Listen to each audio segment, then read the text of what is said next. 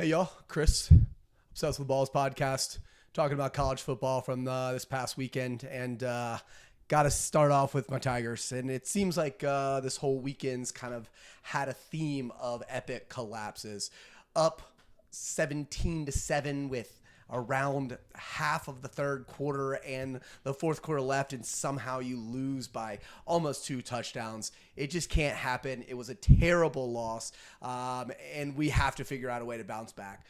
Bye week this week, Alabama coming up the following week, so we're right there. We go out, we beat Bama, we sweep the rest of the season, we have a chance, still looking at playoff hopes alive. But Garrett Nussmeier's got to play better. The defense played good enough for long enough. Got to have better adjustments when you come in and they change quarterbacks midway through the day. Kind of rolling on with that, a lot of other teams just kind of kept things rolling. Oregon kept things rolling. Georgia kept things rolling. Ohio State had a tight one with Nebraska, but kind of rolling along with that as well. Really starting to heat up in the new look Big 12. It's got a lot of things going on. Texas rolls, barely beats Vanderbilt, and it ends up being a tighter game than it needed to be. But overall, this is just a hard week for me because we were looking great. You're up by 10 points 2 different times in the game and have an opportunity to close down, take a commanding hold of the SEC, and really put your foot down. But enough with that. We'll talk about what needs to be watched this weekend as we move in Friday night.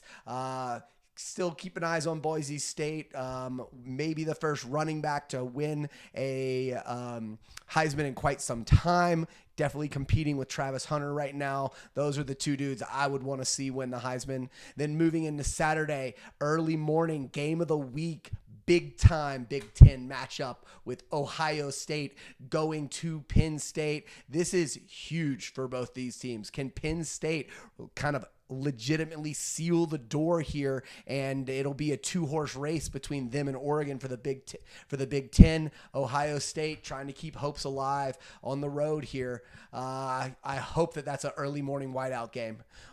In the midday, keeping up, Oregon versus Michigan. Obviously, Michigan's had a very poor season this far, but they're still a solid team, and Oregon's going on the road, kind of in the bare bones of their Big Ten matchups. And then another classic rivalry from the SEC, largest cocktail party in the world, Florida versus Georgia at a neutral site in Jacksonville.